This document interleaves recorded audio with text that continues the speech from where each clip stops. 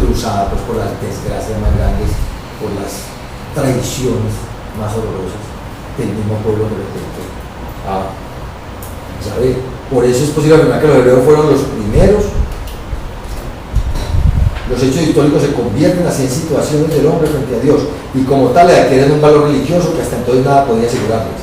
Por eso es posible afirmar que los hebreos fueron los primeros en descubrir la significación de la historia como epifanía de Dios, y esta concepción, como era de esperar, fue seguida y ampliada por el cristianismo. Más adelante va a decir pues, precisamente lo que hace Santo Tomás. El cristianismo es el que después va a asegurar esa idea. Recordemos que para el cristiano el tiempo es real porque tiene un sentido, la redención.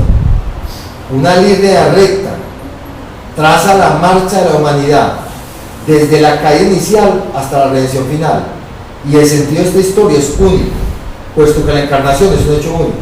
En efecto, como se insiste en el capítulo 11 de la Epístola a los Hebreos y en la Prima Petri tercera, Cristo murió por nuestro pecado solo una vez por todas.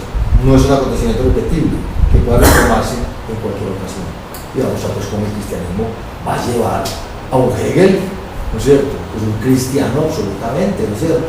Y que va a mostrar por ahí así una historia que camina siempre en dirección de la fenomenología del espíritu, en dirección a que cada vez por ahí así la idea se hace, se realiza, por decirlo así, se perfecciona. Hegel está marcado y por eso Hegel va a marcar toda la reflexión histórica del siglo XIX. Todo el proyecto historicista del siglo XIX lleva la marca de Hegel, ¿no es cierto? Y esa marca es la marca de un cristiano absoluto como es Hegel. Esperamos un ratico y retomamos un poco estas dos figuras de Abraham y de Moisés.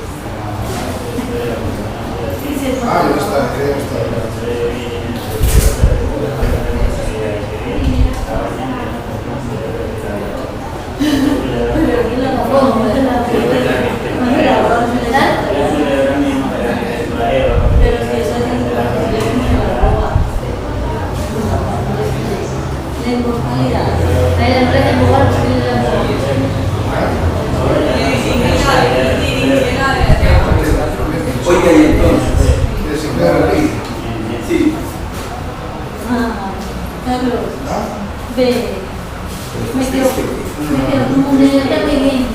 Bien. Se ha hecho bien. Ah, Pero esa era la minera, y la minera se llevaba. la que tiene la que tiene la que. La de la minera me quedó, pero yo como el minera. Esta es la pagatina.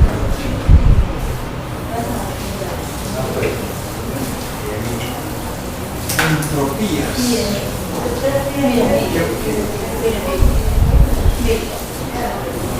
Ustedes son de la noche de clase. No, pasa. De la 41, de diciembre. Uy, pues no, pues a veces no tengo. Pues no, pues no tengo nadie. No, se pasaban de clase. Antes sí se dejaban. Sí, no, no lo capté. Estaba algo. Estaba en los hicimos nomás. Pero en el parque estoy muchamente. No, nos hicimos ahí junto del centro comercial, la unidad industrial, ¿cómo se llama eso? Ahí en ese rompoy antes de seguir por el papel. Me llaman el rompoy por eso.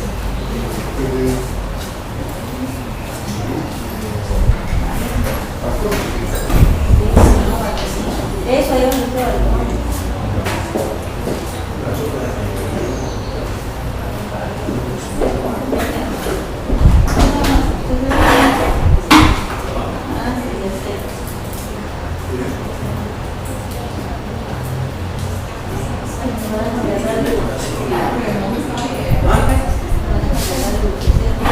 Diría así, no sé, que nadie cambiaría. Entonces la lámpara está muy caliente. Son caros, por ejemplo, nosotros tenemos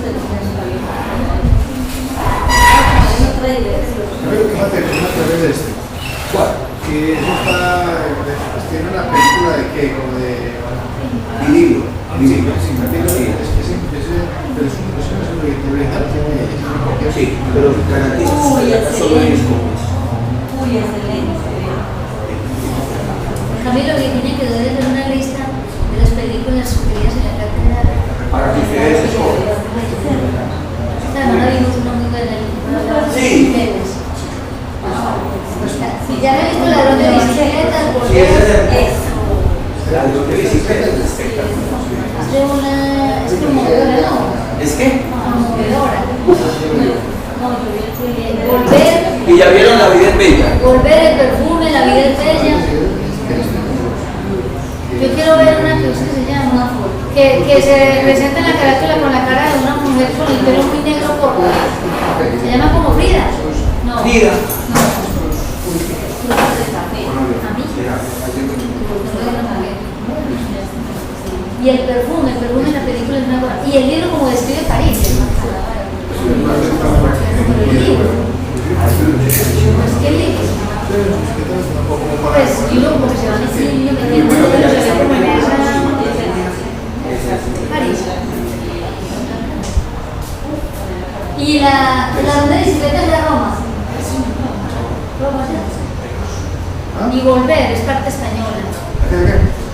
Volver es en España. La ronda de bicicleta es de Roma.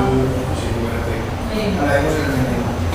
Encontramos en internet. Vemos una película. Una película vieja, el drama, la angustia. El drama era una simpleza, como una cosa. Tener una bicicleta después de la posguerra era un rico.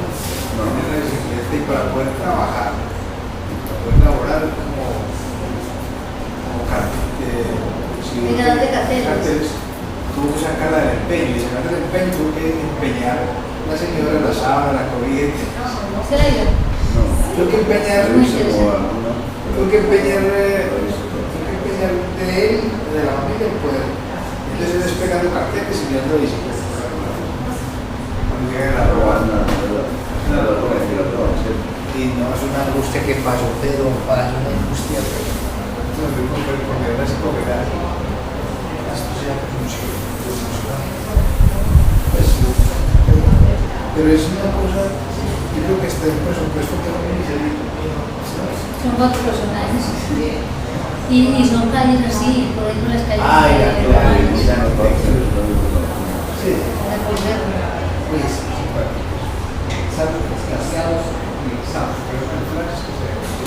Este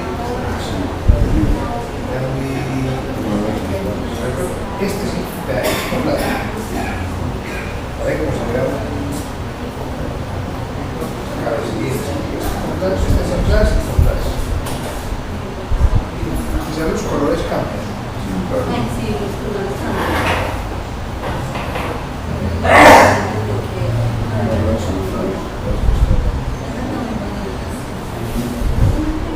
Era una potencia que ayer me dijo.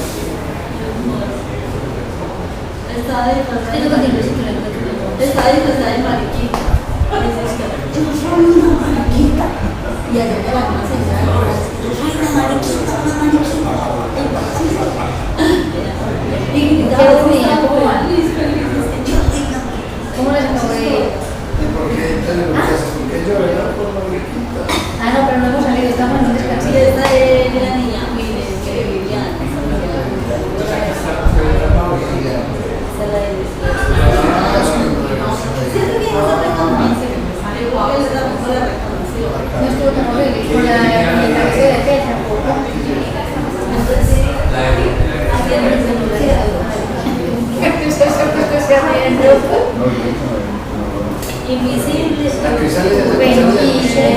parecido con la... Sí, eso parece como una mariposa. Se lo llevo bueno.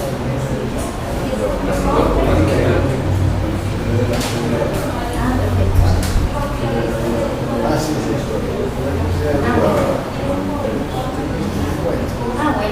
Ya lo demás del partido, que ya mañana lo revisamos. ¿Qué tal le he hecho? Bueno, y la organizadora la movió. Puede que La organizadora, entonces la dejó como estaba.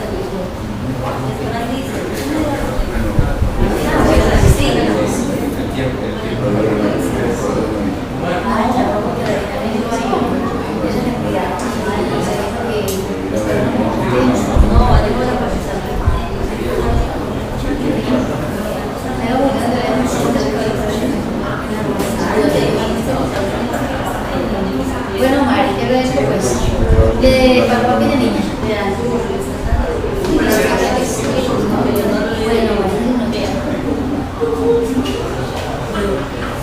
¿Sabe quién es de esta? Aquí interesante lo sabía, no, en serio lo sabía. Claro, la verdad es Cristina. No. Pues. Gladys. A ver, Gladys. Gladys la película de la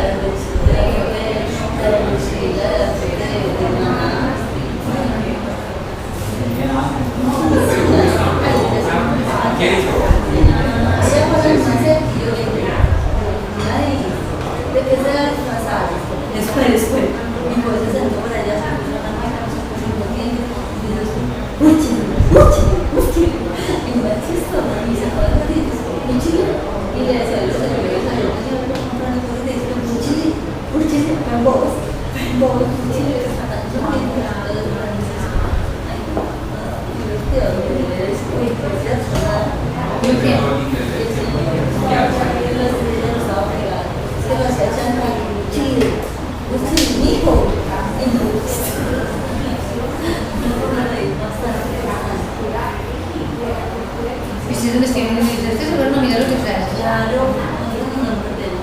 ¿Sí? ¿Se van temprano? No, miércoles.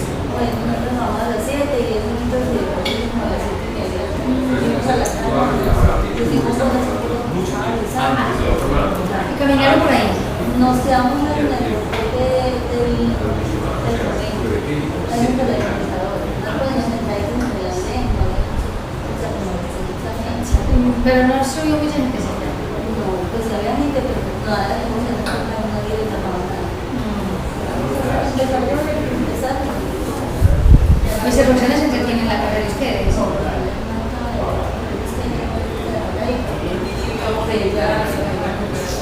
Pero si no me Ahí, todo esto es en la casa. Sí,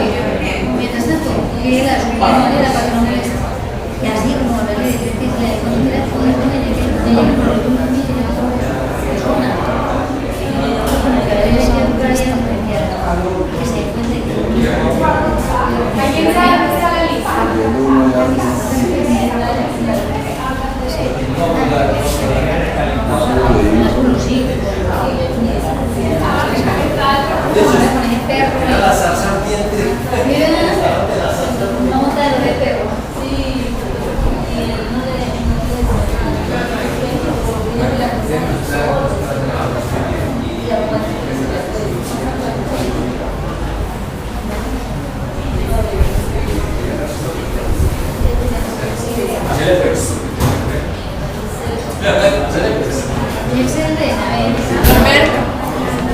Yo quería aparecer. Ana también le quiere mucho.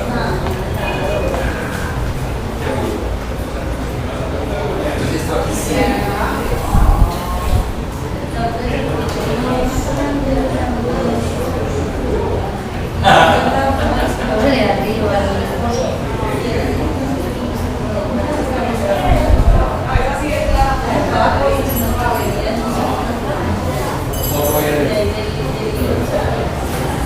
¿Sabes? Y cuando ves que las solistas en la mala de... Es una belleza. ¿Qué es lo que están diciendo? Mira la belleza. Mira el mismo con Guillermo.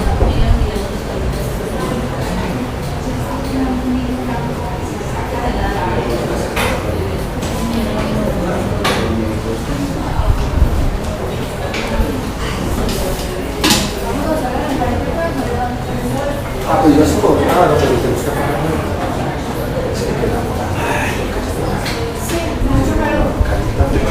Ya lo que estamos necesitamos muchos sitios así. Yo le dije. A ver, no trabajaremos. Todas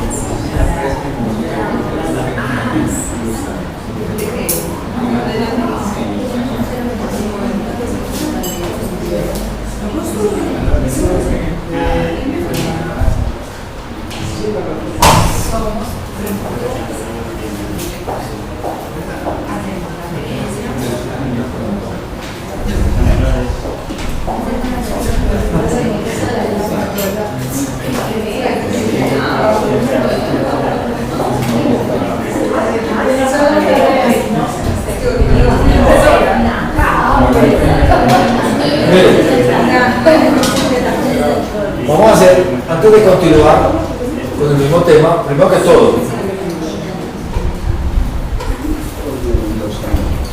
me gustaría si hay alguna pregunta, si quieren, pues, no una pregunta, intervenir o conversar algo sobre la temática, o, a ver, dime. Juan Gonzalo, o sea que en resumidas cuentas, Abraham es el que cambia el curso de la historia del planeta. No, eso es una manera de hablar, es decir, Figurativamente, o sea, Abraham de verdad fue un personaje o eso es un mito. pero es que, a ver, las discusiones acerca de si esos personajes tuvieron una existencia real, pues yo no creo que eso sea como la esencia del asunto. Algunos pueden decir, Abraham existió, es decir, fuera del registro bíblico no hay más información de Abraham. Pero un pueblo inventa una figura de un individuo que va a soportar una visión del mundo que va a cambiar las cosas. Ya. Que, pues, ¿me entiendes? Sí. No literalmente. No literalmente. Ya. O sea, como dice Eugenio Trías, por ejemplo, el Quijote tiene más importancia que mucha gente que ha existido. Porque todos somos, porque decir quijotesco y el hecho de que la gente sea quijotesca, eso es parte, es decir, por dicho, hay gente intrascendente, millones de personas que han desaparecido. En cambio, la creación ficticia ha construido, bueno, digámoslo así, un arquetipo cultural que se convierte en parte integrante de no solamente de nuestra cultura, sino que ser quijotesco, ¿no es cierto?, es una manera de ser. El Quijote no existió. O sea, la gente termina siendo un Quijote, pero el Quijote no tuvo existencia real. O sea, yo creo que en esas cosas la existencia, por eso te decía ahora, porque yo no soy un experto ya en los detalles, sobre eso hay unas discusiones que la estructura, a ver, los estudios que hizo la estructura narrativa de la Biblia es, la estructura narrativa de la Biblia se diferencia de la estructura narrativa, por ejemplo, de los babilonios, de los egipcios. La disposición temporal, es que aquí lo que aparece, hemos dicho, para este hombre tradicional, el futuro es una forma del pasado. En cambio, el hecho de que se despliegue un futuro incierto, ¿qué es lo que pasa a Abraham? Él no sabe qué va a pasar, no tiene ni idea. Un futuro abierto, el haber dispuesto un pasado, un presente y un futuro, es lo que va a caracterizar precisamente el desenvolvimiento de ese círculo de tiempo. En cambio, para el hombre cíclico, el futuro es parte del pasado. El futuro es una reafirmación del pasado, porque en él vamos a encontrar la repetición de lo que ya ha sucedido, y esa es la esencia de lo cíclico, ¿no es cierto? Entonces, por eso la insistencia en ese carácter. Ahora, cada una de estas figuras, lo que decía Messiaen, no vamos a creer que esto eran tribus nómadas, ¿no es cierto? No vamos a creer que todos aceptaron de inmediato esta nueva visión del mundo. Hay muchas disidencias. Las va a haber con la distinción, digamos, el enfrentamiento entre Judá y Israel, ¿no es cierto? Porque Judá va a volver a adorar a Baal, ¿no es cierto? Y aparecen los profetas a reclamarle al pueblo hebreo, ojo lo que se le va a venir, es que ustedes no van a entender el carácter herético de lo que está sucediendo. Siempre hay en ellos mismos ese retorno, ¿no es cierto? O sea, son como corrientes principales, pero no puede decir que sea, pues, que un hombre haya transformado radicalmente la visión del mundo, ¿cierto? Digo. Los hebreos son los, se le dice aquí en esa época, los egipcios, ¿cierto? Pues, una de las razones es porque supuestamente son descendientes de Eber, que un antepasado llamaba Eber, y se dice hebreos. Otros dicen que la palabra hebreo significa los del otro lado, del río, sí. Entonces hay una cosa que quiero decir. ¿En qué momento, por ejemplo, no hablemos de religión, sino de historia? Entonces, San Pedro supuestamente fue el primer papa. ¿San Pedro? San Pedro fue el primer papa. El primer papa, no, pero supuestamente. Digamos. Sí. ¿En qué punto o en qué zona geográfica pudo ser que él haya ejercido ese papado y en qué momento empiezan los papados en Roma? O sea, Roma se no, es que yo eso sí, no, yo soy experto en ese tema, pero es que esto va a venir, es decir, Aquí estamos hablando de un mundo que es el mundo después de Jesucristo, ¿no es cierto? Es decir, es que ya eso es otro mundo completamente diferente al que yo estoy planteando, al que yo les he querido traer a ustedes. Ya es después. Cuando nace Cristo, que está precisamente, como ustedes vieron, bajo la égida romana, ¿no es cierto?, en Palestina, ¿no es cierto?, que va a ser todos los grandes acontecimientos alrededor de Herodes, de Pilatos, que son los gobernadores propiamente de Jerusalén, ¿no es cierto? Ya eso es otro mundo, ya estamos en otra dimensión completamente diferente. Es más, ya el mundo hebreo se ha helenizado, porque es que el efecto de Alejandro fue la helenización. Recuerde que de alguna manera San Pablo es un griego y las cartas están escritas en griego, ¿no es cierto? Y hay una transformación radical. Ese no es el mundo, entre comillas, pues llamarlo así, del judío. No, ese es el mundo del hombre cristiano, y ya eso es en Roma, ¿no es cierto? Y ya en el año 70 es la diáspora, es la destrucción radical del templo de Jerusalén, y los judíos tienen que huir. Eso que nos muestra la diáspora, es decir, ellos vuelven de alguna manera. Es a partir de 1948 cuando la ONU, pues en ese momento la Sociedad de Naciones, porque no era la ONU propiamente, otorga la carta, digamos, de ciudadanía y les da el terreno que supuestamente, aunque eso, yo hasta donde sé, pues, eso era el viejo Imperio Otomano. Ahí no había propiamente un Estado palestino, hasta donde yo entiendo, aunque yo no soy experto pues, en la historia de Palestina. Eso eran los restos de un Imperio Otomano, ¿no es cierto?, que llegaba desde Turquía hasta las costas del África del Norte, ¿no es cierto?, incluyendo Egipto y todo. Ese Imperio Otomano, ahí no, yo estaba leyendo, ahí no había propiamente un Estado palestino, porque se dice que ellos usurparon un Estado palestino. No existía ni Irak, no existía Siria. Y estoy hablando de qué, del año de principios del siglo, final del siglo XIX, principios del siglo XX. No existían esos países. Entonces, pero yo no me metí con eso porque no es mi especialidad, ¿no es cierto? Pero ya lo de la religión cristiana ya es otro dominio, ya eso es otra cosa totalmente diferente. Además, los judíos precisamente, los judíos nunca van a aceptar a Jesucristo, ¿no es cierto? Es decir, es un profeta más, pero no es la encarnación de su Dios, de Yahvé. No, jamás.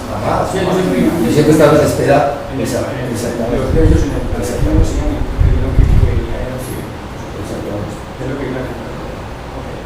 Bueno, les decía, ¿por qué no echamos una mirada? Ahorita miramos un poco, aunque sea la figura de Abraham. La charla gira pues en realidad acerca de dos individuos, Abraham y Moisés, que son dos figuras decisivas, ¿no es cierto? El hombre que parte de Ur y el hombre que de alguna manera pues piensa en la tierra prometida, llega a Canaán, pero él retorna a Egipto, ¿no es cierto? En ese retorno a Egipto es donde de alguna manera van a ser esclavizados. Se dice que por aquel faraón que no reconoce a José, ¿no es cierto?, que José se había convertido en administrador, ¿no es cierto? Después de todos los acontecimientos de que José vendió a sus hermanos, él se convierte en una figura, en una especie de príncipe administrador de Egipto, y es respetado por el faraón. Pero después llega otro faraón, no se está muy de acuerdo realmente a qué nombre correspondería. Hay un hecho histórico que sí es patente, y que lo reciente, inclusive los que quieren hacer demasiada historia con el Antiguo Testamento, hasta donde he visto, y es que dentro de tanto registro que hay de lo que podemos llamar la documentación egipcia, nunca hay una mención de que ha habido un desafío y que un Moisés real hubiese sacado a los egipcios. Es decir, es un acontecimiento demasiado importante, porque se dice que fueron 600.000 los que habitaban en ese momento y los que salieron, digamos, literalmente detrás de Moisés. Eso es demasiada gente para que no hubiese registros históricos sobre el asunto. No hay. Entonces, son cosas que ¿cierto? Muchas de estas figuras son figuras menores que son, por decir así, aumentadas, ¿cierto? Y se convierten posteriormente en figuras míticas, una cultura. O sea, son figuras menores que se convierten en personajes, en héroes nacionales, lo que suele suceder, ¿no es cierto? La identificación que se hace en la historia actualmente, por ejemplo, de la historia de Colombia es eso, ¿no es cierto? Lo que hace Bertolt Brecht, yo leí ese texto muchas veces de los negocios del señor Julio César. Bertolt Brecht, que desmitificaba esos personajes históricos, convierte a Julio César en un negociante, pues, absolutamente interesado, ¿no es cierto? lo que sucedió con lo que hizo Colmenares con la historia, lo que han hecho con las historias patrias los grandes historiadores de Colombia del siglo XX, pues digo, de los años 50 en adelante, 60, cuando llega la nueva historia a Colombia, es que es como cualquiera, esos Bolívar pues convertidos con su caballo y esa imaginería mítica, cuando Colmenares escribe las convenciones contra la cultura, es eso, ¿cierto? Y es lo que muestra es cómo se construyeron, cómo las historias patrias de Perú, de Argentina, de Bolivia, de toda América, construyeron sus personajes de novela, eran románticos levantados a punta de pura ficción, ¿no es cierto? Pero es que es un recurso muy humano, ¿no es cierto? Sí, pues obviamente el más humano que existe.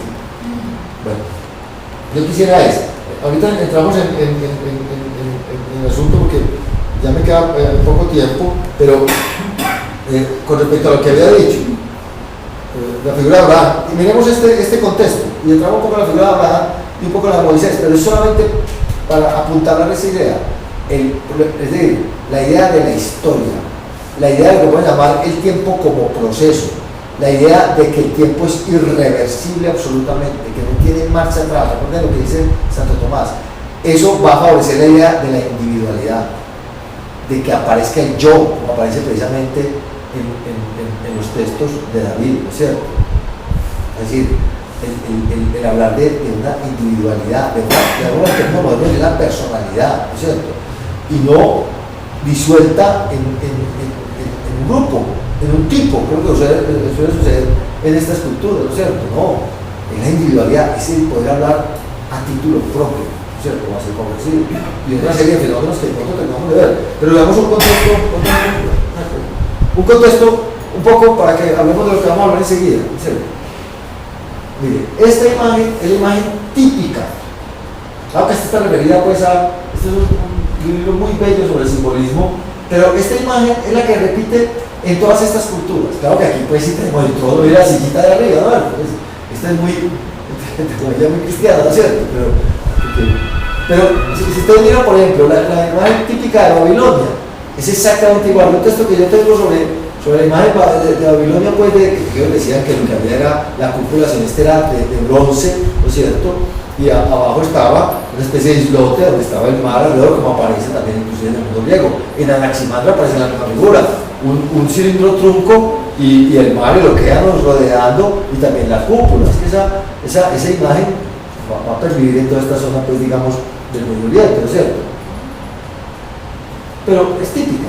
El círculo, claro, aquí está por las 4 direcciones, ¿no es cierto? El templo, que está en el centro del mundo, el eje del mundo, el axis mundi, que conecta ¿qué? El abismo, los infiernos. Aquí está la tierra, arriba está el cielo. Ahí giran los planetas, el sol, etcétera, etcétera, y lo que hay es precisamente los bordes, los límites, y por aquí está precisamente el océano que rodea y la cúpula.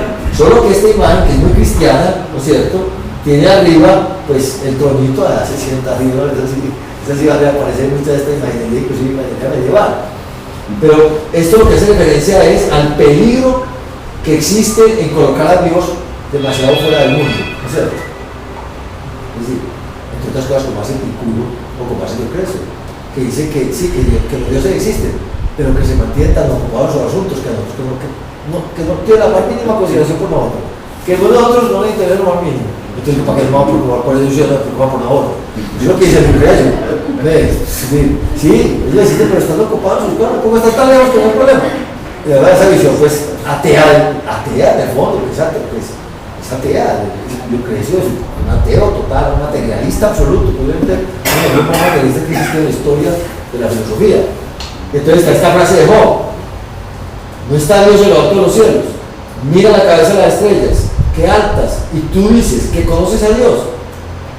¿Discierne acaso a través del nublado? Un velo opaco son las nubes para él, y anda por el contorno de los cielos. Entonces dicen estos autores, se ve la tentación. Dios está tan lejos en el cielo, es tan trascendente que ignora lo que sucede en la tierra, anda por todo el universo. Esa es la visión de Epicuro y de fondo la visión también de Lucrecio. No, es que está tan lejos que está preocupando la salud terrenal, ¿no? Claro que el Dios que aparece en el Antiguo Testamento es un Dios personal, violento, vengativo, celoso, absolutamente, que llega a cometer, es decir, en nombre de ese van a cometer unas crímenes, literalmente, ¿no es cierto? Arrasamientos de pueblos totales, con mujeres, niños y animales, ¿no es cierto? Cuando llegan a Canaán, cuando Josué, ¿te recuerdan que Moisés les permitido que llegue a la colina y Dios le dice, ahí pues, Yahvé le dice, ahí tienes tu tierra, pero tú no vas a entrar en ella. ¿Cierto? ¿Te recuerdan pues que él no puede entrar? Recuerden que hay un fenómeno aquí, es el enfrentamiento constante entre estos hombres y Dios. Es que Moisés desafía a Dios, le quiere sacar el cuerpo, como Jonás, pues que es el caso típico, ¿no? Se pierde y dice, no, le dice, vaya para Nínive, que va a estar en movimiento, y dice, no, y coge en dirección contraria, hasta que lo traga vamos a Balsena, pero ese es el rehuir a Dios, y todos le tratan de sacar el cuerpo. Entonces, pero ¿por qué a mí? Pues yo digo, pues yo qué hago. Moisés lo hace, tanto que Yahvé quiere asesinar a Moisés, y es por la astucia lo va a asesinar, y es porque él es egipcio, y el pacto con Abraham implica la circuncisión, y son circuncidados todos los hombres, adultos, todos, que es el fundamento del pacto, uno de los fundamentos del pacto.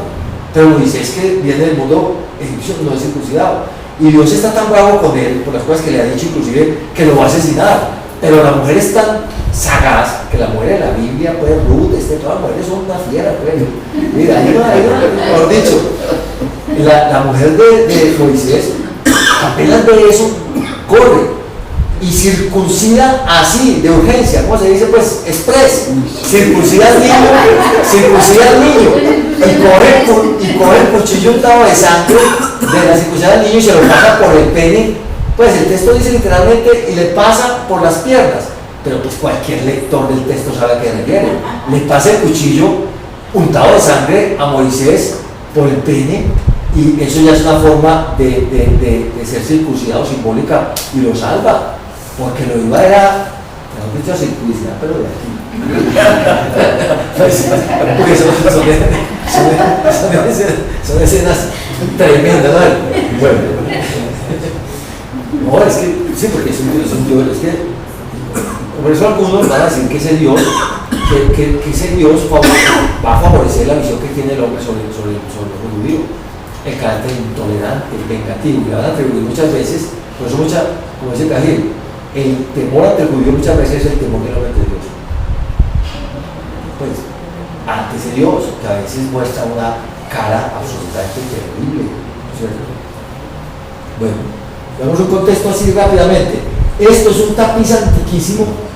Mire el círculo, el centro, ahí está, y ahí está la creación. Lo que pasa es que ese tapiz está muy está roto, ¿no es cierto? Está muy deteriorado. Pero aquí están los animalitos, o sea, están todos los días de la creación alrededor de ese centro, ¿no es cierto? Está la frontera, y al de la frontera están otras cosas, ¿no? Pero es un tapiz muy famoso que es el tapiz de la creación, ¿no? Está muy deteriorado, lástima, pues, pero es el típico círculo, es decir, de alguna manera, el mandala que aparece, esto es una estructura de mandala, como mandala que aparece también en la India, ¿no es cierto? Esto es una cronología para que la miremos muy rápidamente, ¿no es cierto? Para que nos situemos históricamente, tiene Cajil. Esto pues, hace una especie de disculpa, pues, pero 3200 antes de Cristo, recuerden que es el momento del nacimiento de la escritura, ¿no es cierto? 3200, cuando aparecen los primeros textos escritos de la Biblia, ¿no es cierto? Suma de la escritura. En 1850 es asentada la epopeya de Gilgamesh. Abraham, que será Abraham, parte a Canaán. ¿Sí? En el 750 se proclama el Código Hammurabi. En el 720, 1552, más o menos, los hicsos semíticos gobiernan Egipto. Que después los egipcios terminan liberándose precisamente de los hicsos. En el 700, los israelitas llegan a Egipto. ¿Cierto? De la mano, pues, en este caso. Akenatón reina en Egipto y fortalece el culto exclusivo de Atón, el dios Sol. Esa figura, algunos van a sostener que el contacto, algunos van a decir que el principio del monoteísmo realmente, digamos, en esta zona, surge de esa rebelión. Recuerdan que mismo, inclusive en el video que han visto, que después Tutankamón, cuando reemplaza a Akenatón, vuelve y tumba esa imagen de precisamente de Atón, como único Dios, el sol, realmente. Entonces algunos dicen que fue el contacto de los hebreos con esa divinidad lo que de alguna manera les inspira a ellos la existencia de un Dios único. Eso entre especialistas, desde el punto de vista hoy, es muy discutible, porque supuestamente por el carácter ya desde el punto de vista de la religiosidad egipcia a lo que sucede con el Dios, digamos, de los hebreos, pues es completamente diferente. O sea, solamente por el rasgo de ser único, eso no daría por lugar a que, pero eso ya es una cuestión de especialistas que yo no soy capaz de dominar. En el año 1347 a 1338, Tutankamón, faraón de Egipto, gobierna Egipto. Seti I, probable faraón, que no conocía a José y esclavizó a los israelitas. Esto es en esta fecha. ¿Qué es lo que sucede? Que cuando José ya entra, pues, para recuerden que él es el intérprete de los sueños, ¿no es cierto? Recuerden que José es encarcelado, falsamente acusado, y el copero del faraón, él interpreta un sueño, y el copero lo libera a raíz de esa interpretación, pero el copero le dice que se acuerde de él, pero no se acuerda hasta que después, cuando el faraón tiene los famosos sueños y no le cree a los intérpretes, ¿no es cierto? Su propio intérprete se llama José, y José le da la clave pues, de que tiene que cuidar, guardar en los graneros, porque viene una época, sí, esa es la famosa interpretación de José, pero es que José es un personaje, ¿no es cierto? Cuando él es llevado, esclavizado, los hermanos lo van a matar, ¿no es cierto? Que le envidian a él porque es el elegido, pero Benjamín, que es el menor, le dice a los hermanos, no, pues no, me queda una cisterna, pasan los mercaderes egipcios, por un mercadero lo venden, pero él llega allá y se va a hacer famoso y va a ser un individuo pues, que va a ser un administrador de atento momento, ¿no es cierto? Y después le perdona a los hermanos, ¿verdad? Cuando la gran hambruna ellos vuelven a Egipto, ¿no es cierto? Y lo que sucede es que parece el reconocimiento y Dios va a perdonar de alguna manera a los hermanos que lo habían llevado. Pero entonces por eso, esta frase, el que no conocía a José, ese que no conocía a José, probablemente Seti, nosotros sabemos muy bien, es el que lo va a esclavizar, ¿no es cierto? No conocía a José significa que no conocía los méritos de este. Del 1290, si tú un poco en la fecha, gobierna Ramsés II, probable faraón del Éxodo. Eso se dice, eso no está firme, o sea, después de la película aparece Ramsés con todos sus carruajes, los caballos, todos corriendo hasta llegar al Mar Rojo, que está embravecido y los es la inolvidable, ¿no? En 1250, hubo los israelitas guiados por Moisés hacia el encuentro de Sinaí. Bueno, pues ahorita vemos los mapas. Faraón que hermano de Ramsés. No, pero eso sí es la tecnología popular. Pues es que una leyenda urbana, no, pero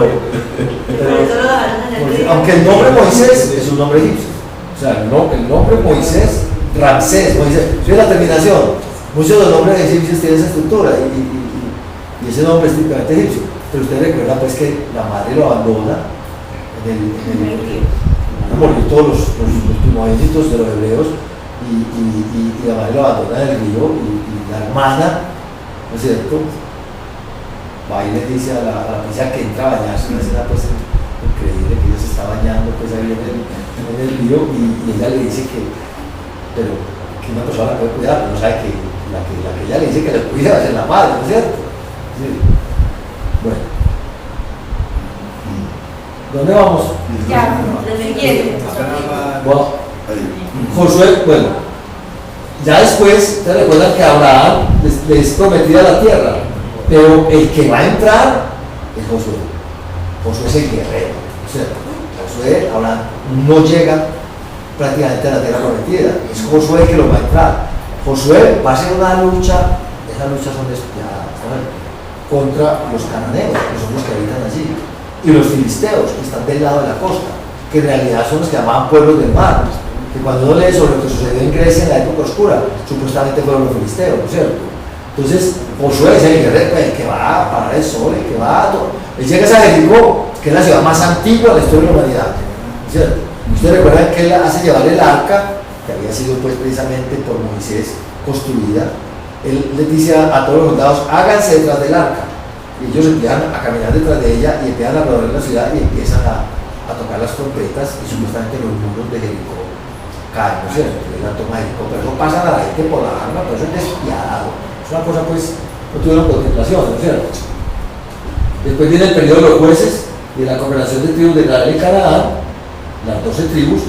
Esas 12 tribus, viendo la amenaza constante, ¿no es cierto?, de los amonitas, es que vivía mucha gente. Ahora, eso no son países, eso son grupos de personas. Cuando se hace un mapa de eso y se le ponen bordes, sus bordes no son como hoy en día, pues que eso los traspase y ahí mismo aparecen pues, los calanchinas a detenerlo a uno, pues de pasaporte. No, sí, más o menos una delimitación es puramente ficticia, ¿no es cierto? La noción de nación del siglo XIX. Claro.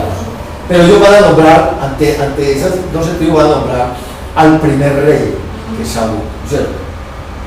Saúl, rey de la congregación israelita, 1030. Posteriormente a él lo reemplaza David. David era un jovencito hermosísimo, de ojos azules, bonito. La descripción que hacen de David es que la que hace, ese era el chacho, era el chacho, ¿no es cierto? Es decir, pero él es elegido.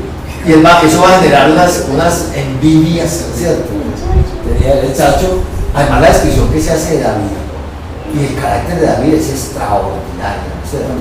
Pero David, ustedes saben que se va a ganar todos los méritos, aunque él va a ser ungido, estando muy joven, se va a ganar todos los méritos por la lucha precisamente con quién, con Goliat, ¿no? Goliat es el gigante, David se le enfrenta, David le pone una especie de coraza y no puede con ella.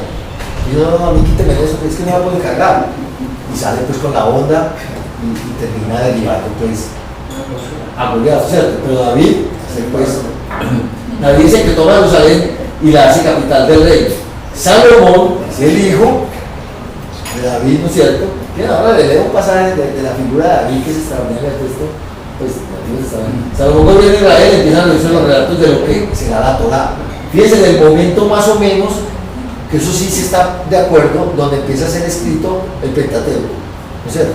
Mira, que es en el año 970. Salomón construye el templo de Jerusalén, sobre el que hay yo tengo un libro pues que muestra el templo y la disposición del templo y esa arquitectura simbólica y cada parte del templo significaba una cosa, no hay nada que no fuese hecho con un sentido particular. Es decir, hay una descripción del templo que tiene la forma del templo, como un caligrama pues de Apolinar, pues, es decir, la descripción del templo está hecha, las letras siguen la configuración del templo. El reino de Israel se divide en Israel y Judá, ¿no es cierto? Ajá, gobierna Israel, como se sabe, por días de Elías. Amós se empieza a profetizar, y parecen los grandes profetas. Recuerden que las figuras aquí son los viejos, pues, digamos, los jueces, los profetas, ¿no es cierto? Los sacerdotes. Estos profetas, cuando se dividen en Israel y Judá, que se enfrentan ya, esa división va a dar lugar a que los profetas empiecen a reclamar. Y Judá, ¿no es cierto?, va a volver a la herejía, ¿no es cierto?, a instalar a Baal, ¿no es cierto?, como Dios, ¿no es cierto?, una especie de totemismo. Isaías, pues hizo ocasión del templo, que iba a presentar seguido de Miqueas. Israel es invadido por la fuerza del rey Sirio Salmón II y sus habitantes son deportados. Se pierden las 10 tribus del norte. En el año 722, en el 700 le dice el reinado de Ezequías, uno de los últimos buenos reyes de Judá. Después, en 687, mira que en ese 600 están haciendo la filosofía griega. Hemos dicho, estamos ya acercándonos a una obra como la de Tales, ¿no es cierto? 580, 610, 620, más o menos, si no me equivoco. Estamos ya en el dominio griego entrando en el dominio, lo podemos llamar la racionalidad, pues, aunque ya puede que la obra de Homero es del siglo VIII, ¿no es cierto? De Cristo. En el 687, durante el reinado de Judá, cuando se instalan cultos paganos en el templo, según la tradición posterior, ejecuta a Isaías, pues, al gran profeta. Reinado de Josías, último buen monarca de Judá, que intenta llevar a cabo la reforma religiosa porque tiene nuevas ediciones de importantes documentos históricos, el Deuteronomio, Josué, Jueces, Samuel y Reyes, 640, ¿no es cierto? Jeremías profetiza 70 años de exilio, Nabucodonosor, esa fecha que aparece en negrilla, y las que aparecen en negrilla en el texto, esas cosas así, son las que están garantizadas históricamente. Hemos visto como vosotros, de pronto le van a pasar las cosillas, pero esa, por ejemplo, Nabucodonosor tomando esa gente de Cartago de Babilonia, está en negrilla, dice, yo las pongo así porque esas son fechas históricamente comprobadas, desde el punto de vista. Nabucodonosor arrasa el templo de la ciudad de Jerusalén, por 5 años más siguen las deportaciones. Ciro, rey de los persas, entra en Babilonia y devuelve esos objetos sagrados. Recuerden que Ciro tiene un gesto extrañísimo. Ciro le devuelve los objetos religiosos a todas las culturas que había tomado, ¿no es cierto? Y le restituye a los judíos inclusive sus símbolos y sus cosas, ¿cierto? ¿Sí? Se proclama el edicto de Ciro que permite a la ciudad volver a la tierra prometida. Primavera, está en negrilla, se ponen los cimientos del segundo templo.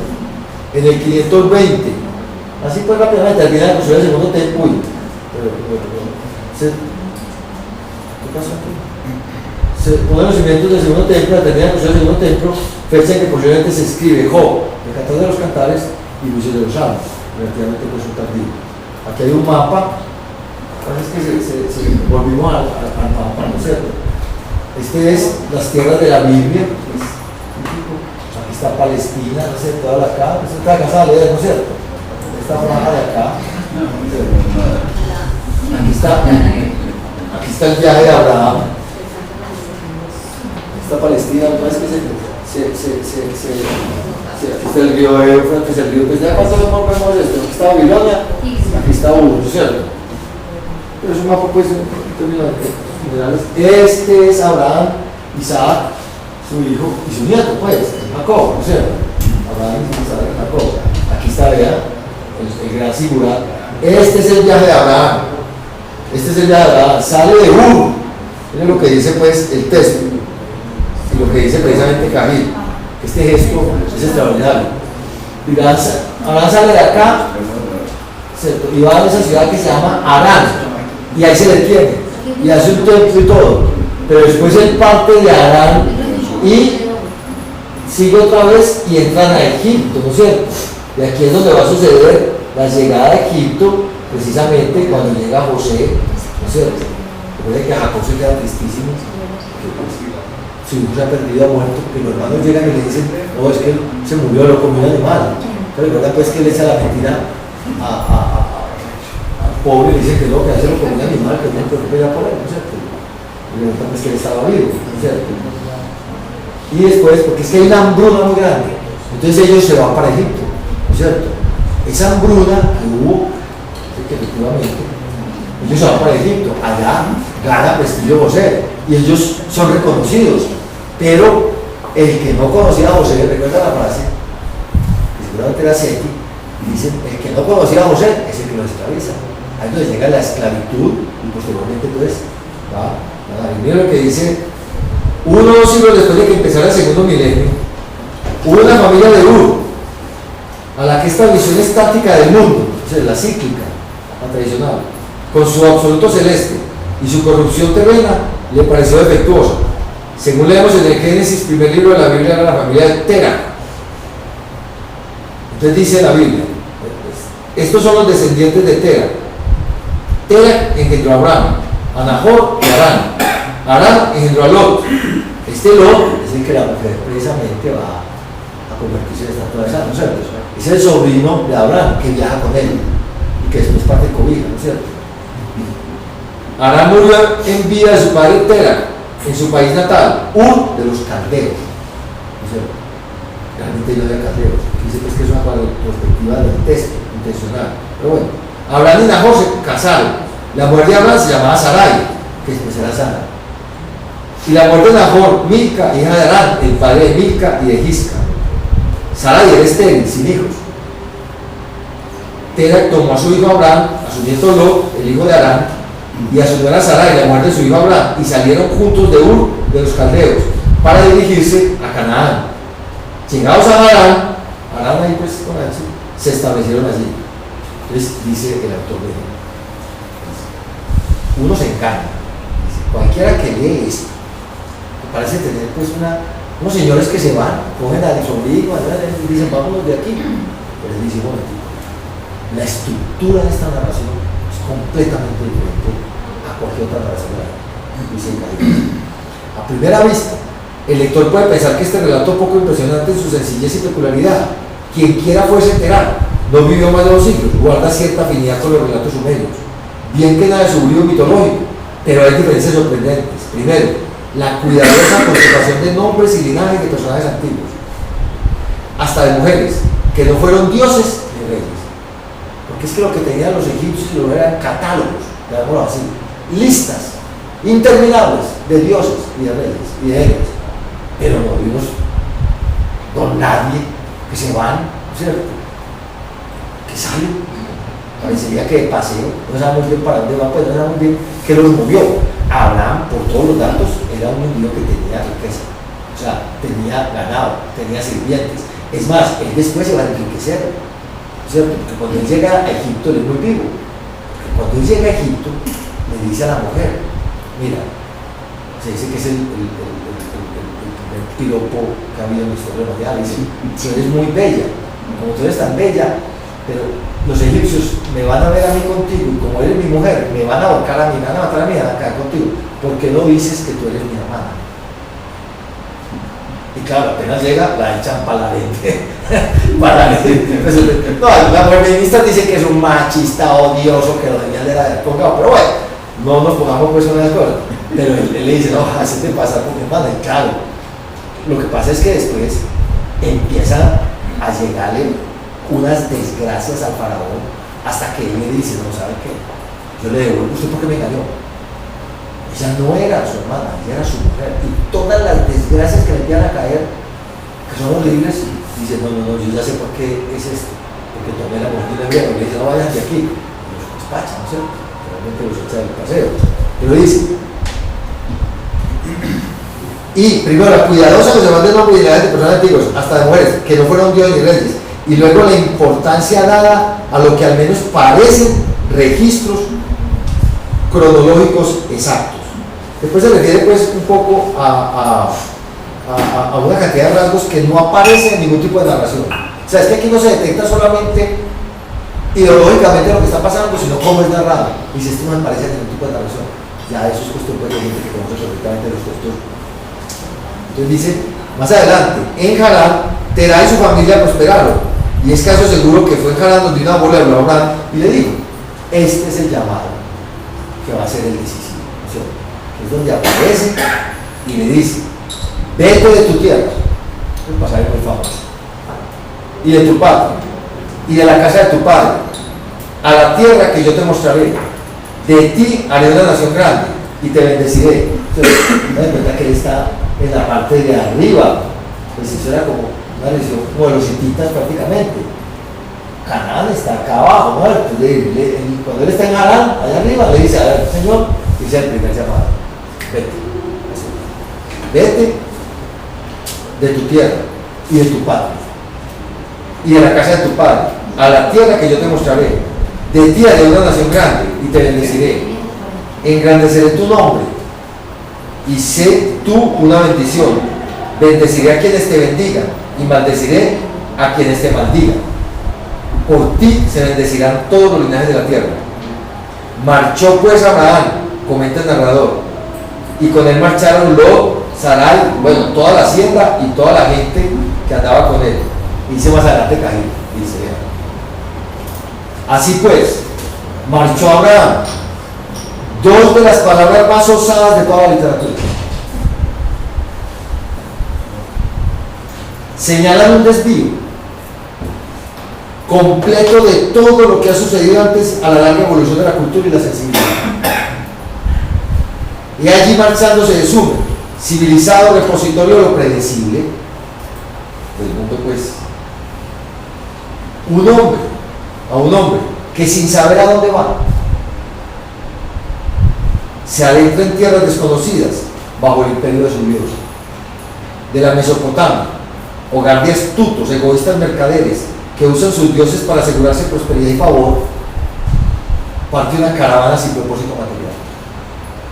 No zampa, pues le repito, Gilgamesh, todos los héroes van en busca de algo, de fortuna, de un encuentro, como Gilgamesh, de la búsqueda de inmortalidad, de algo, ¿no? Un hombre que marchó porque una voz le dijo, no tienen ni idea de qué le viene. ¿Por qué? Porque por primera vez el futuro no es predecible. O sea, se está diseñando, por decir así, la noción de futuro que no es calculable, y que no es la imagen de un pasado que ya existió, que es la imagen de la rueda, o sea, del eterno. Dice, esto que parece palabras siempre por cualquiera, todo el mundo viaja ahora, son una decisión, posiblemente dicen una de las dos palabras más importantes de toda la literatura. O sea, marchó Abraham, entonces dice Caín. Parte una caravana sin propósito material, de la humanidad antigua, que desde los más tenues destellos de conciencia ha leído las verdades eternas en el cielo, se separa un grupo de viajeros y un grupo conocido. De la raza humana que sabe por sus huesos que todo esfuerzo acaba en la muerte, se aparta un jefe diciendo que le han hecho una promesa imposible. De la imaginación mortal surge el sueño de algo nuevo, mejor, algo que aún debe ocurrir en un futuro. Y mire esto que va a decir aquí. Si uno quiere reforzar esta idea de este hombre que parte aparentemente pues a un futuro abierto, que no tiene predicción, que no es la imagen de un pasado, no sé, de carácter mítico, y ya está. Mire esto que va a decir aquí, que es impresionante. Uno de los pasajes que más me impresionan de este texto es este. Si hubiéramos vivido en el segundo milenio antes de Cristo y hubiéramos podido sondear a todas las naciones de la tierra, un periodista pues que hubiera ido donde un hindú y le hubiera dicho, ¿viste vos qué pensás de ese tipo que salió y se fue así? Entonces, y va donde un sumario y ¿vos qué pensás? Mira lo que respondería cada persona, pues imaginativa, ¿cierto? Dice, si hubiéramos vivido la segunda milenio antes de Cristo y hubiéramos podido sondear a todas las naciones de la tierra, ¿qué nos habrían dicho de tal viaje a Abraham?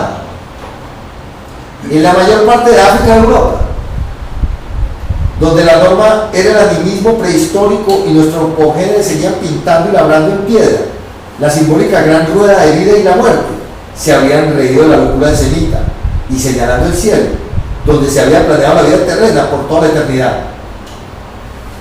Su mujer es más estéril que el invierno, habían dicho.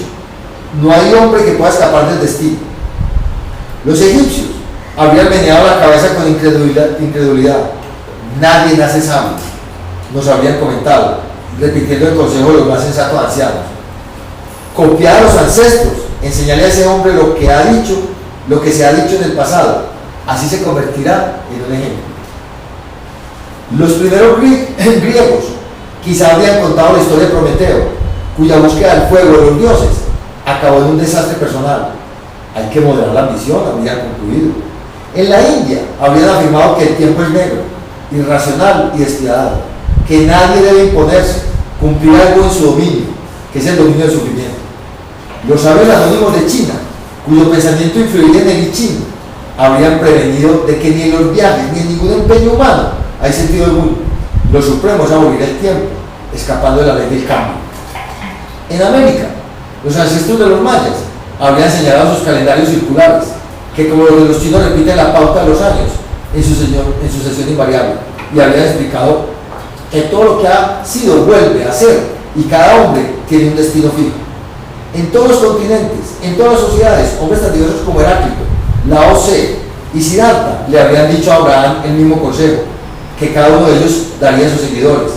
En vez de viajar, siéntate, serénate junto al río de la vida, medita en su flujo incesante y sin sentido, en todo cuanto ha pasado, está pasando o vendrá, hasta que hayas absorbido el diseño y estés en paz con la gran rueda. Con tu muerte y la muerte de todas las cosas en la esfera de lo común. Es que todos, si hubiera hecho el reportaje periodístico a todos le hubieran contestado exactamente lo mismo. Este hombre está loco, pero ¿cómo le ocurre? Que se siente tranquilito a la vera del río, no sé, pues, y lo voy a pasar tranquilo, que no se perturbe, y mucho menos sin destino, ¿cierto? Porque todos de alguna manera están gobernados por el destino. Entonces, este hombre, no sé, pues, pero por lo menos la idea, o sea, este hombre parte y en Arán recibe pues ya el llamado y le dice, te voy a, tiene una mujer, parte de 75 años, tiene una mujer completamente estéril, dice, y te voy a llenar de hijos, y después le dice, Cuenta las estrellas del cielo, así va a ser tu descendencia. Cuenta la arena y digo, pues acabar de gustar. ¿Cómo le cree? Pues si mi mujer es estéril, pues si muero. Recuerden que ella tiene a los 99 años a su hijo, Isaac, ¿no es cierto? Usted dice, tranquilo, espérate, que es que confía en mí, ¿no es cierto? Que es el pacto, es el sufrimiento y una promesa fundada exclusivamente en la fe, ¿no es cierto? Sin aparente retribución. Eso es un fenómeno extrañísimo, ¿no es cierto? Y entonces nos va a decir, el relato de Abraham es historia verdadera e irreversible, no la dramatización terrena de un ejemplo celestial. Abraham marchó de veras.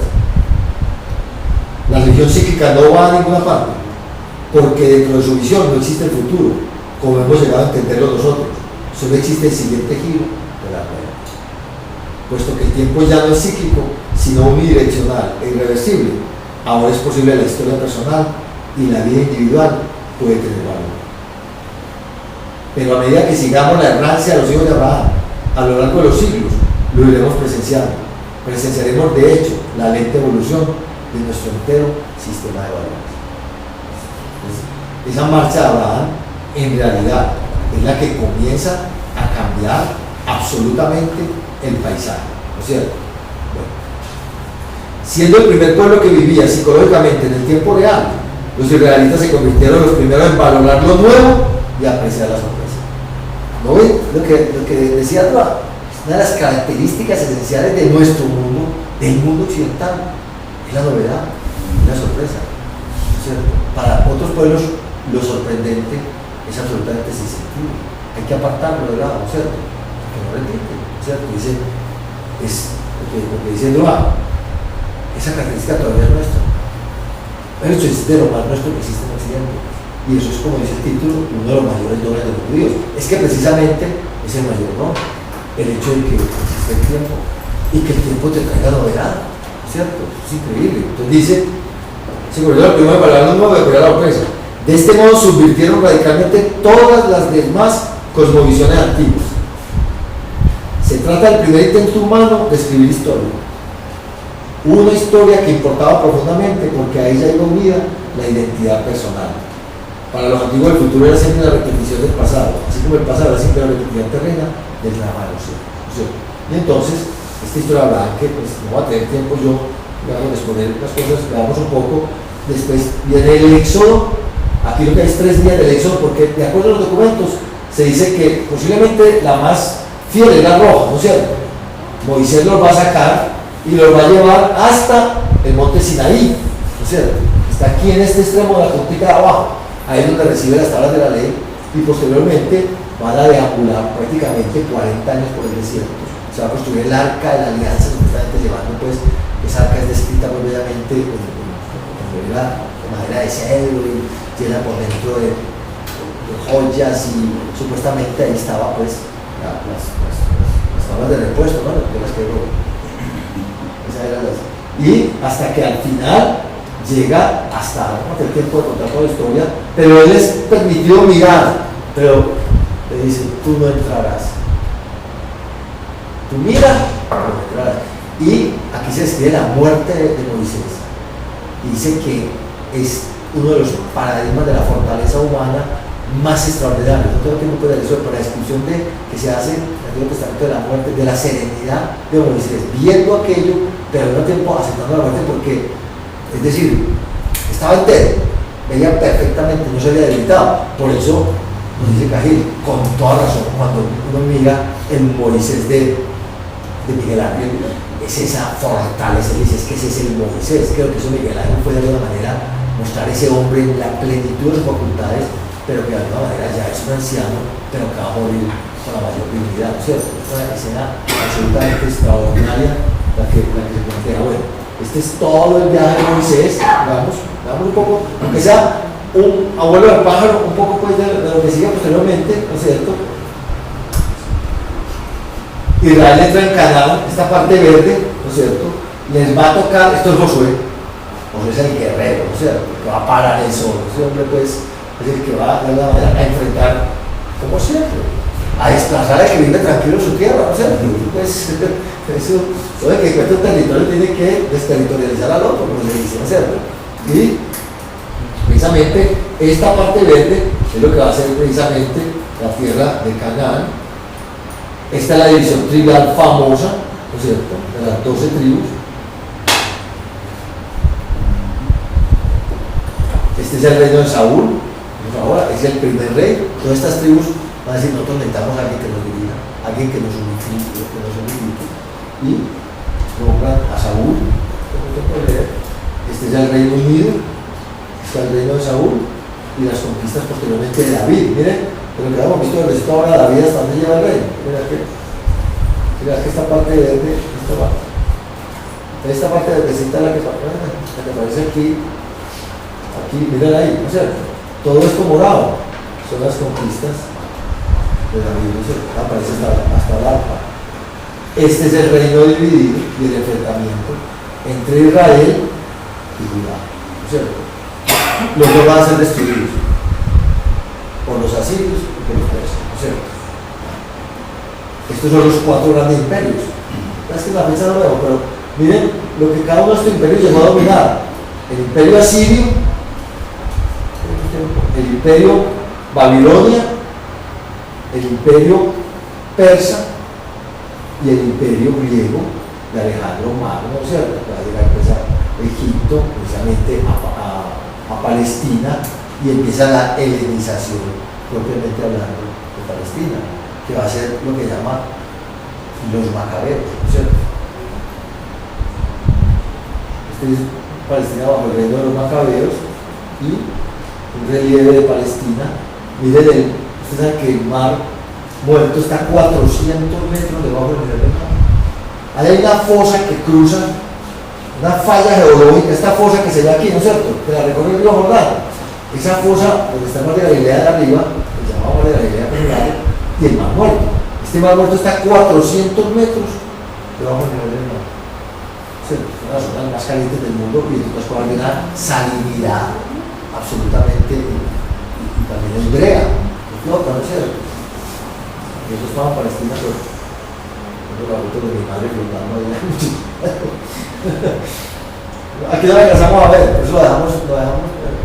Es una historia muy, muy bonita que parte desde Ur y empieza a recorrer, y están todos los acontecimientos, están narrados aquí. Ustedes lo pueden ver, ustedes lo bajan y lo pueden mirar con detalle, ¿no es cierto?, para que lo recorran, ¿no es cierto?, hasta aquí donde está la estrella pues es el nacimiento de Jesús, ¿no es cierto? O sea, llega hasta ese punto, ¿no es cierto? Ahí están las varias destrucciones del templo, está toda la historia recorrida en un pequeño diagrama de la predicación. Yo quisiera terminar con esto que dice Cagil. Nos quedan muchas cosas pues pero Cagil termina al final pues diciendo lo siguiente.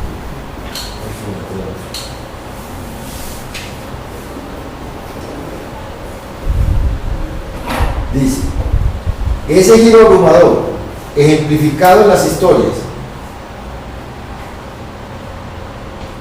por debajo de los hechos de esta historia tribal se están desarrollando ideas nuevas. El tiempo empieza a cobrar realidad y con él se hace posible realizar el futuro.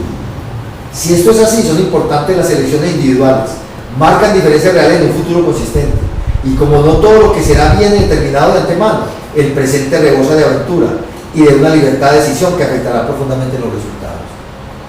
Este giro abrumador identificado en las historias de Abraham y Moisés vuelve la historia por primera vez real a la conciencia humana, y el futuro dependiente de lo que se haga ahora. El movimiento que aparece así es el del tiempo, que una vez pasado se transforma en historia. Al contrario de lo que han imaginado todas las demás sociedades, no es un movimiento de ruedas, no es cíclico, no es repetido. Cada movimiento y cada destino son únicos y irrepetibles. Todo está en el proceso, va a ser una parte, aunque nadie pueda decir hacia dónde. Y puesto que se desconoce el fin, el proceso está lleno de esperanza, y cabe imaginar que no será un mero proceso, sino un progreso. Los judíos nos dieron todo un vocabulario nuevo, un nuevo templo del espíritu y un paisaje interior de ideas y sentimientos que nunca se habían conocido. A lo largo de muchos siglos de traumas y sufrimiento llevan a creer en un Dios único, el creador del universo, cuyo significado impregna toda la creación y que penetra en la historia humana para cumplir sus propósitos. En virtud de su creencia excluyente, el monoteísmo, los judíos fueron capaces de darnos el gran todo. Un universo unificado que tiene sentido y por causa de su evidente superioridad sobre las demás visiones del mundo, apabulla por completo a los vigilantes y contradictorios fenómenos del politeísmo. Nos dieron la conciencia de Occidente, la creencia de que este Dios, que es uno, no es el Dios del espectáculo superficial, sino la tenue pequeña voz de la conciencia, el Dios de la compasión, el Dios del estar allí, el Dios que se preocupa por cada una de las criaturas, en especial los humanos que creó a su imagen y semejanza, y que insiste que nosotros hagamos lo mismo. Los judíos nos dieron el afuera del adentro, nuestro talante y nuestra vida interior. Apenas podemos levantarnos por la mañana o cruzar la calle sin ser judíos.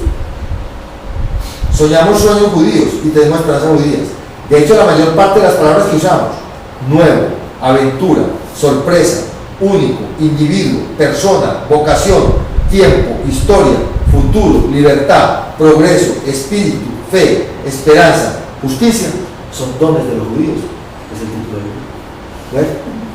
Muchas gracias. Gracias.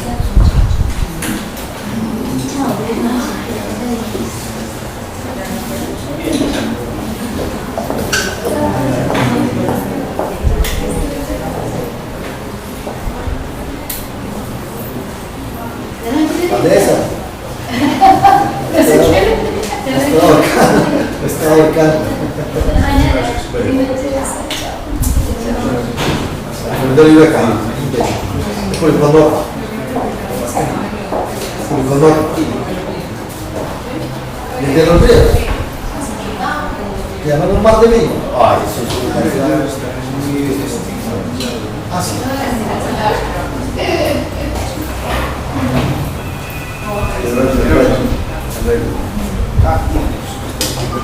Vanessa me está ahorcando. Hasta luego. Pero tú te puedes mover. ¿Te da miedo? ¿Qué? Sí, yo que siento amarrado.